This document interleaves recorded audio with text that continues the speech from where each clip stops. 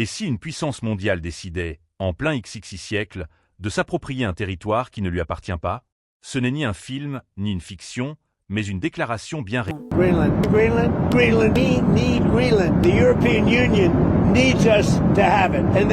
Les États-Unis devraient prendre le contrôle du Groenland. À première vue, l'idée peut sembler absurde. Un territoire immense, recouvert de glace, peu peuplé et rattaché au Danemark. Pourtant, cette déclaration a suffi à créer des tensions diplomatiques et militaires entre alliés.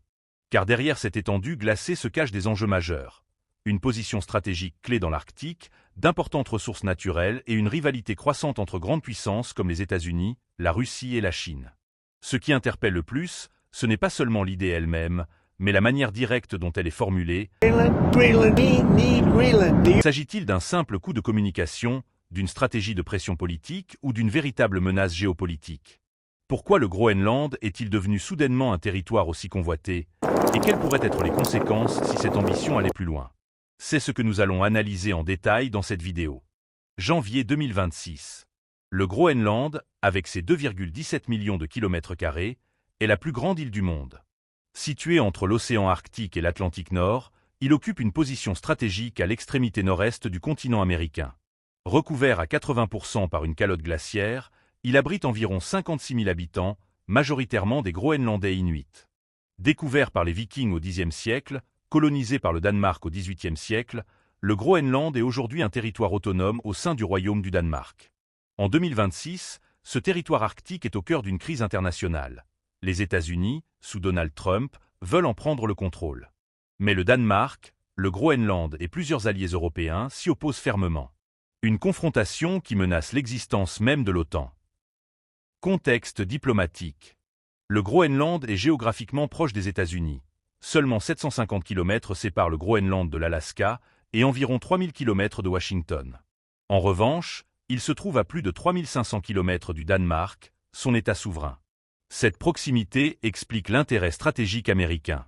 Washington considère le Groenland comme vital pour son système de défense antimissile Golden Dome, évalué à 175 milliards de dollars. Les dirigeants danois et groenlandais ont rejeté les revendications américaines sur ce territoire arctique avant des pourparlers à Washington. Ces négociations, menées avec J.D. Vance et Marco Rubio, se sont soldées par une impasse. Le ministre danois Lars Løkke Rasmussen a parlé d'un « désaccord fondamental » avec l'administration Trump. Reactions occidentales. Les réactions européennes et occidentales ont été immédiates et fermes. Allemagne. Le ministre de la Défense Boris Pistorius avertit que toute tentative américaine d'annexer le Groenland serait sans précédent dans l'histoire de l'OTAN et risquerait de mettre en péril l'existence même de l'Alliance. France. Emmanuel Macron a déclaré qu'une violation de la souveraineté danoise et groenlandaise déclencherait des conséquences en cascade pour la stabilité européenne et mondiale. Les Européens ont une responsabilité particulière, car ce territoire appartient à l'Union européenne, car ce territoire est aussi celui d'un de nos alliés de l'OTAN. Certains députés ont évoqué la possibilité de sanctions diplomatiques contre Washington. Et OTAN, le commandant suprême allié, Alexius Grinkwich, a déclaré que l'OTAN restait prête à défendre chaque pouce de territoire allié, tout en minimisant l'idée d'une confrontation immédiate. Mais en coulisses, plusieurs diplomates reconnaissent que l'Alliance est face à une crise existentielle. Solidarité nordique et européenne. L'Allemagne, la Suède et la Norvège ont annoncé le déploiement de troupes au Groenland en solidarité avec le Danemark. La France, les Pays-Bas et le Canada ont également envoyé des contingents. Ces déploiements militaires, commencés dès le 13 janvier 2026, montrent une mobilisation rapide et une volonté de dissuasion. Ces réactions traduisent une fracture profonde entre Washington et ses alliés. Pour la première fois, l'OTAN est confrontée à une situation où un membre menace d'annexer un autre. Déploiements militaires alliés. Depuis le 13 janvier 2026, le Danemark a renforcé sa présence militaire avec avions de chasse, navires et soldats dans le cadre de l'OTAN, lors d'exercices baptisés Opération Arctique Endurance. L'Allemagne, la Suède et la Norvège ont annoncé le déploiement de troupes au Groenland en solidarité avec le Danemark.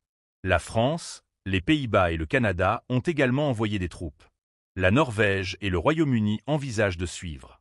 Ces déploiements montrent une solidarité européenne face aux menaces américaines, alors que le Parlement européen dénonce une remise en cause flagrante du droit international. Cette affaire oppose directement les États-Unis au Danemark et au Groenland concernant le contrôle stratégique de cette île arctique, avec des risques graves pour l'OTAN. Réaction des États-Unis et de Donald Trump. Donald Trump a réagi avec fermeté aux critiques européennes et de l'OTAN. Le 12 janvier, il déclare « Si nous ne le prenons pas, la Russie ou la Chine le fera ». Le 14 janvier, il affirme que tout autre scénario que de laisser l'île entre les mains des États-Unis est inacceptable.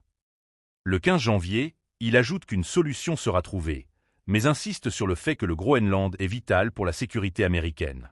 Pour Trump, la sécurité nationale prime sur les alliances. Washington refuse tout recul et considère l'annexion comme une option légitime, même si elle provoque une crise au sein de l'OTAN. L'administration américaine justifie sa position par la menace russe et chinoise, affirmant que laisser le Groenland hors du contrôle américain mettrait en danger l'équilibre stratégique mondial. Enjeux stratégiques et réactions internationales. Le Groenland est une pièce maîtresse dans l'Arctique. Ses ressources naturelles, ses routes maritimes et sa position géographique en font un territoire convoité. Face à la Russie et à la Chine, l'OTAN considère le Groenland comme essentiel. Mais pour les États-Unis, il est surtout indispensable au Golden Dome. Russie. Moscou a exprimé sa sérieuse inquiétude face à la militarisation accélérée de l'Arctique par l'OTAN, dénonçant une présence militaire sous prétexte imaginaire de menaces croissantes de Moscou et Pékin. Et OTAN. Le général Alexus Grinkwich a rappelé que les Russes et les Chinois n'étudient pas les phoques et les ours polaires, soulignant l'importance stratégique de l'Arctique. Et Chine. Pékin a réaffirmé son intérêt pour les routes maritimes arctiques et ses investissements dans la région, dénonçant une instrumentalisation de la menace chinoise par Washington. Ces réactions montrent que la crise dépasse le cadre transatlantique. Elle devient un enjeu global, impliquant directement les grandes puissances mondiales. Conclusion. Cette crise révèle une fracture profonde au sein de l'OTAN. Pour la première fois, un membre menace d'annexer un autre. Le Groenland devient le symbole d'un monde où les alliances vacillent et où la souveraineté nationale est mise à l'épreuve. Les prochains mois diront si l'OTAN peut survivre à cette crise sans précédent.